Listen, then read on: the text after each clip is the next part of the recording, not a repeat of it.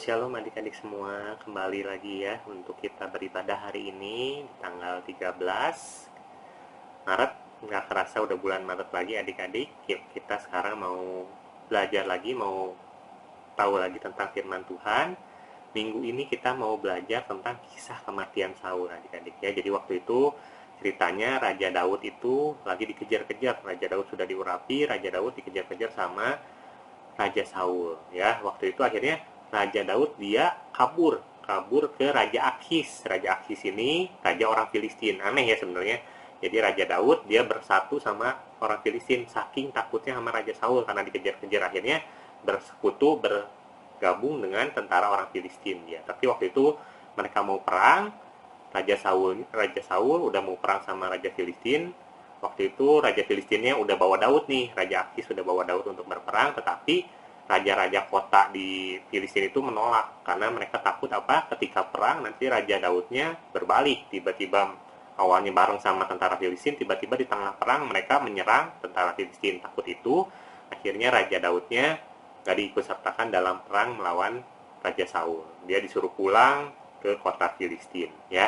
Yuk sebelum kita mau mendengarkan cerita lengkapnya, kita berdoa dulu ya adik-adik. Semua tutup matanya, lipat tangannya. Tuhan Yesus, terima kasih Tuhan, pagi hari ini kami boleh kembali berkumpul Tuhan, untuk sama-sama mendengarkan, merenungkan akan firman-Mu.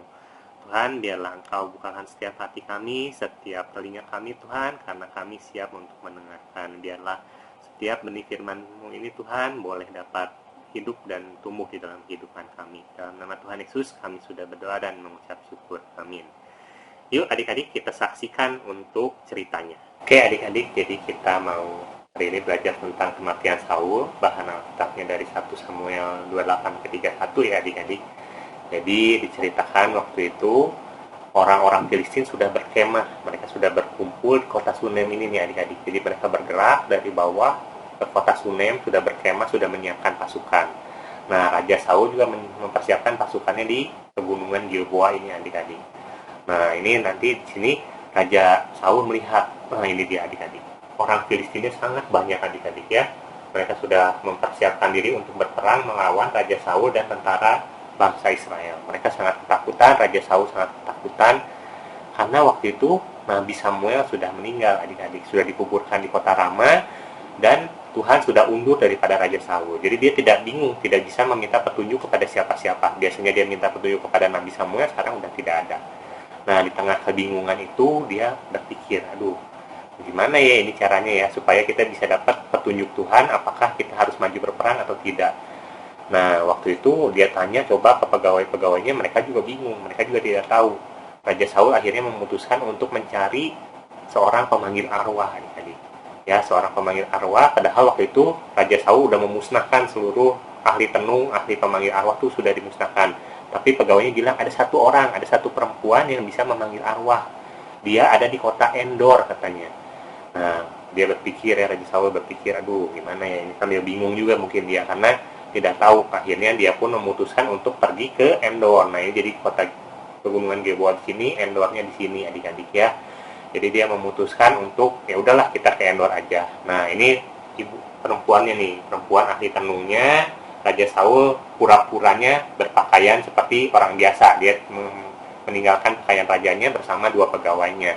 Dia mau meminta tolong memanggilkan arwah seseorang, tapi dia tidak menyebutkan. Tapi perempuan ini awalnya nggak mau, karena karena dia takut adik-adik. Waktu itu Raja Saul sudah memerintahkan untuk memusnahkan semua pemanggil arwah, tapi ujung-ujungnya dia sendiri yang manggil arwah, mau manggil arwah ya adik-adik. Nah, ini karena karena dia sudah jauh dari Tuhan. Tapi Raja Saul menenangkan perempuan itu, dia berkata, udah nggak apa-apa Bu, saya menjamin kehidupan ibu, pokoknya ibu panggil arwah aja. Nah, akhirnya si ibu ini mau manggil arwah. Dia nanya, siapa yang akan kamu panggil? Raja Saul bilang Samuel, Nabi Samuel yang ingin dia panggil adik-adik. Nah, akhirnya dia memulai ritual ya. Kaget ibu ini. Kenapa kaget? Karena tiba-tiba muncul sesosok bapak-bapak adik-adik, sesosok bapak-bapak yang udah tua. Nah, itu ternyata yang muncul itu Nabi Samuel. Padahal sebelum-sebelumnya si ibu ini manggil-manggil nggak pernah ada yang muncul. Dia cuma pura-pura ngomong, pura-pura cerita, pura-pura rubah suara. Nah, Raja Saul juga kaget akhirnya. Karena Karena betul-betul Nabi Samuel yang muncul adik-adik. Nah, Nabi Samuel bertanya, kenapa kamu manggil-manggil aku gitu ya? Kenapa Raja Saul mencari aku? Karena sebenarnya kan Nabi Samuel ini udah meninggal kan. Kenapa tiba-tiba kamu manggil-manggil gitu? Nah, ketika itu juga ya Samuelnya merasa terusik ya, karena mengapa tiba-tiba memanggil supaya muncul. Nah, ini nih sosok yang muncul ya, sosok Samuel yang muncul. Nah, Raja Saul bercerita, aku sudah sangat dalam keadaan terjepit. Orang Filistin sudah siap berperang melawan aku dan Allah sudah undur daripadaku, udah nggak mau ngasih petunjuk. Nah, akhirnya Samuel berkata apa? Mengapa engkau bertanya kepadaku, padahal Tuhan telah undur. Tuhan udah nggak mau tuh sama Saul ya, dan telah menjadi musuhmu, bahkan sudah menjadi musuhnya Raja Saul. Nah, akhirnya Samuel ini berkata bahwa Tuhan akan memberikan kerajaan ini kepada Daud. Nah, di sini Raja Saul sangat sedih ya.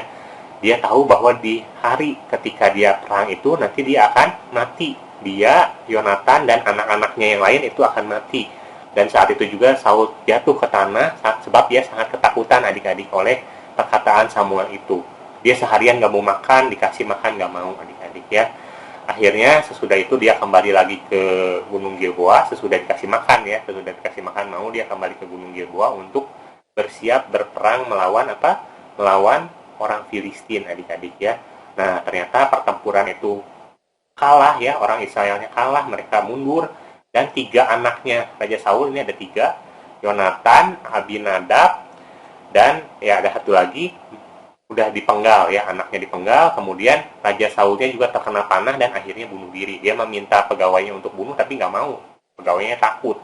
Akhirnya dia menghunuskan pedangnya sendiri dan dia bunuh diri. Pegawainya pun akhirnya bunuh diri. Dan setelah itu apa yang terjadi adik-adik? Nah, Raja Saul dan ketiga anaknya itu digantung adik-adik. Kasihan ya, digantung di tembok adik-adik, digantung di tembok Betsean namanya. Ya, jadi mereka digantung di tembok Betsean ini adik-adik. Nah, supaya apa? Supaya jadi tanda nih bahwa orang Filistin hebat nih. Orang Filistin udah berhasil membunuh Raja Saul dan ketiga anaknya.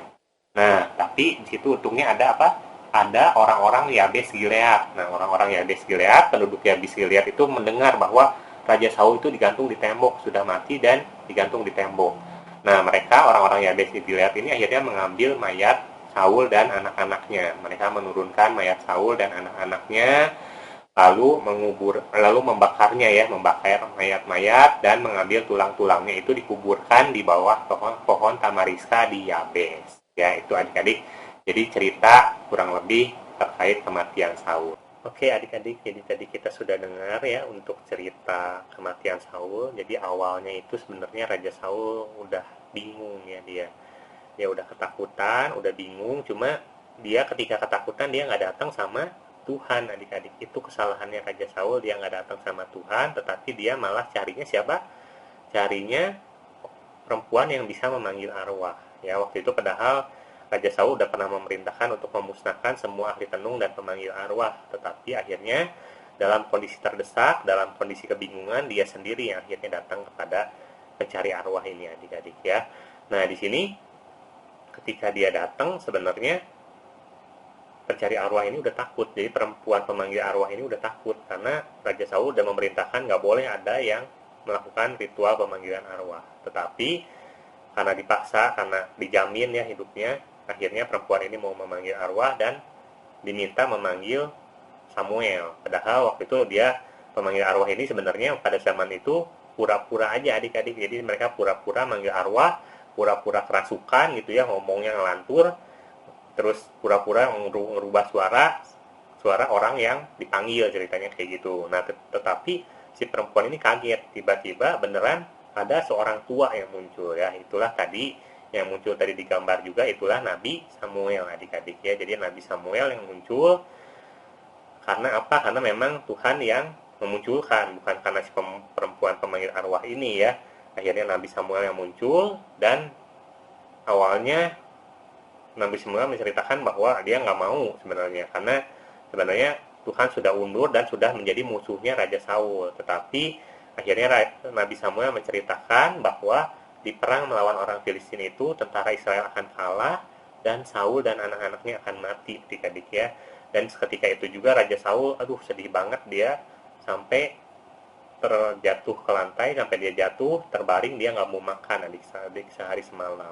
Dia nggak mau makan, kemudian malamnya itu dibujukin, akhirnya perempuan pemanggil arwah itu memotong lembunya, dikasih makan, akhirnya Raja Saul mau makan, dan ketika itu juga mereka kembali ke pegunungan Gilboa untuk memulai perang ya adik-adik. Dan ketika keesokan harinya perangnya semakin berat ya, karena apa? Karena memang sesuai dengan apa yang sudah dikatakan Nabi Samuel, bahwa Raja Saul itu akan kalah dan seluruh anaknya itu sudah ditangkap dan dibunuh adik-adik. Jadi ada 3 ya tadi. Yonatan itu sahabatnya Daud padahal adik-adik ya. Yonatan, Abinadab, dan Malkisua. Jadi 3 orang ini, 3 anaknya Raja Saul ini akhirnya mati dibunuh dalam perang melawan Raja Filistin itu. Dan kemudian Raja Saulnya ketika itu terkena panah, dia luka berat. Nah dia nggak mau tuh, dia nggak mau sampai orang Filistin yang katanya tidak bersunat ini membunuh dia. Akhirnya dia minta pegawainya untuk membunuh, tetapi pegawainya itu tidak mau. Ya masa seorang pegawai dia membunuh seorang Raja Saul? Dia juga nggak mau, dia juga takut ya, membunuh Raja Saul kan nggak sembarangan orang, dia juga nggak mau. Nanti dia berdosa. Akhirnya Raja Saul bunuh diri adik-adik. Dia taruh pedangnya di bawah, terus dia membarikan tubuhnya sehingga akhirnya dia mati adik-adik. Jadi dia Raja Saulnya mati bunuh diri. Kemudian pegawainya juga ikut bunuh diri adik-adik ya. Dan setelah itu orang Filistin menang, jadi seluruh tentara Israel kalah, dan diambil mayatnya Raja Saul, mayatnya 3 anaknya, saking jahatnya ya, orang Filistin itu diambil, digantung adik-adik, mayatnya digantung di tadi tembok ya, digantung di tembok Betsean di situ, supaya apa? Supaya orang-orang melihat bahwa orang Filistin ini sangat kuat, sangat hebat. Mereka membuktikan bahwa mereka bisa mengalahkan Raja Saul dan tentaranya. Nah waktu itu di seberang itu ada orang namanya Yabes Gilead. Mereka mendengar berita itu, mereka sangat sedih ya adik-adik, mereka sangat sedih. Kemudian mereka datang ke temboknya, mereka turunkan mayatnya, membakar mayatnya, kemudian tulang-tulangnya dikuburkan adik-adik ya. Waktu itu di kota Yabes, di bawah pohon tamarin adik-adik ya. Jadi itu ceritanya seorang Raja Saul, raja pertama yang dipilih Tuhan karena perawakannya yang gagah gitu ya. Akhirnya matinya menyedihkan adik-adik, mati dalam perang. Semua anaknya yang harusnya menjadi penerus dia menjadi raja mati, akhirnya mati dibunuh dalam perang tersebut. Dan Raja Saulnya pun akhirnya mati dengan tidak terhormat, dia mati dengan bunuh diri. Karena apa adik-adik? Karena ketika itu masalahnya Raja Saul itu dia tidak taat. Jadi satu hal yang membuat Tuhan mundur daripada dia adalah karena dia tidak taat, sehingga akhirnya Nabi Samuel dan waktu itu Allah tidak mau lagi memberikan petunjuknya, memberikan arahannya kepada Raja Saul, dan Raja Saulnya sudah makin kacau ya, sudah makin berantakan.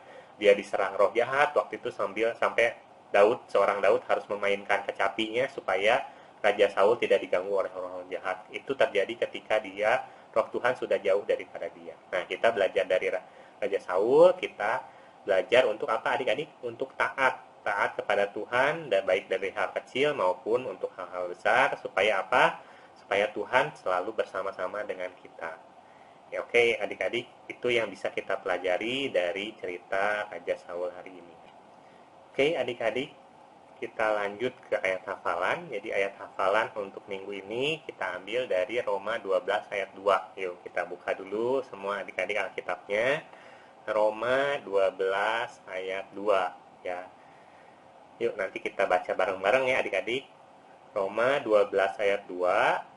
Janganlah kamu menjadi serupa dengan dunia ini, tetapi berubahlah oleh pembaharuan budimu, sehingga kamu dapat membedakan manakah kehendak Allah, apa yang baik, yang berkenan kepada Allah, dan yang sempurna adik-adik ya. Gampang ya adik-adik. Roma 12 ayat 2. Jadi supaya apa? Supaya kita taat ya, janganlah menjadi serupa dengan dunia ini. Seperti tadi Raja Saul, dunia nyari arwah, dia ikut nyari arwah. Tetapi apa? Yuk kita baca bareng-bareng. Roma 12 ayat 2. Janganlah kamu menjadi serupa dengan dunia ini, tetapi berubahlah oleh pembaharuan budimu, sehingga kamu dapat membedakan manakah kehendak Allah, apa yang baik, yang berkenan kepada Allah, dan yang sempurna. Oke, adik-adik jangan lupa untuk dihafalkan ayat hafalannya. Yuk, sekarang kita mau tutup dalam doa ya adik-adik. Tuhan Yesus, terima kasih Tuhan untuk firman-Mu hari ini Tuhan yang mengajarkan kami untuk senantiasa taat Tuhan. Tidak seperti Raja Saul Tuhan yang jauh daripadamu, yang sama seperti melakukan seperti apa yang dilakukan oleh dunia ini Tuhan. Biarlah Engkau yang senantiasa mengajarkan kami Tuhan, senantiasa mengingatkan kami Tuhan untuk senantiasa taat dan berpegang teguh pada semua firman-Mu. Tuhan, kami juga berdoa Tuhan untuk setiap kegiatan kami Tuhan, setiap aktivitas kami, setiap studi kami di sekolah Tuhan, biarlah Engkau yang memberikan hikmat, memberikan kemampuan kepada kami Tuhan dalam kami melakukan setiap tugas, setiap tanggung jawab kami sebagai anak. Terima kasih Tuhan Yesus, dalam nama Tuhan Yesus kami sudah berdoa dan mengucap syukur. Amin. Oke adik-adik, tetap sehat, tetap semangat, tetap rajin untuk beribadah sekolah minggu setiap minggu ya. Sampai jumpa adik-adik. Dah.